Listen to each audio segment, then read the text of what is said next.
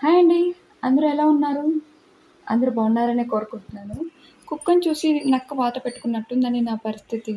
"ఏంటక్క అంత మాట అనేసావు? ఏం చేసావేంటి?" అంటారేమో. ఏం చేయలేదండి. మా అత్తయ్య ఫ్రీ బస్సే కదా అని చెప్పి షాపింగ్‌కి వెళ్దామని చెప్పిందండి. నేను సరే పద ఫ్రీ బస్ ఎక్స్‌పీరియన్స్ చేసినట్టు ఉంటది నాకు కూడా అని చెప్పి వెళ్ళానండి. ఆ ఫ్రీ బస్ ఏమో అండి బస్సు నిండా ఫుల్‌గా కూర్చోడానికి కూడా ప్లేస్ లేకుండా ఉందండి. ఫ్రీ బస్ అని చెప్పి అందరూ ఆడవాళ్ళు షాపింగ్‌కే వస్తున్నారండి ఎక్కువగా. సరే పద అని చెప్పి మా అత్తయ్యతో షాపింగ్‌కి వెళ్ళానండి.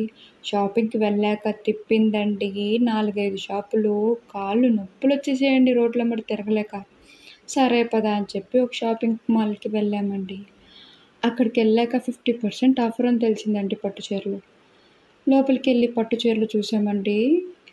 ఒక్కోటి సూపరుండేయండి. మనం నార్మల్‌గా 4000, 5000లో కొనేయి 2000కే ఇస్తున్నారండి షాపింగ్ మాల్‌లో. అలా నాకొకటి నచ్చేసిందండి. అది నచ్చి కొనుక్కుందామని కిందకి వెళ్లి వాటర్ తాగొచ్చేలోపు ఒక ఆవిడ ఆ శారీ నచ్చి తీసుకెళ్ళిందంటండి. అందుకే అంటారేమో కష్టపడి కోడిగుడ్డు పెడితే కళ్ళు తాగిన పక్కీరోడొచ్చి ఆమ్లెట్ ఏసుకున్నాడంట. అలా ఉంది నా పరిస్థితి.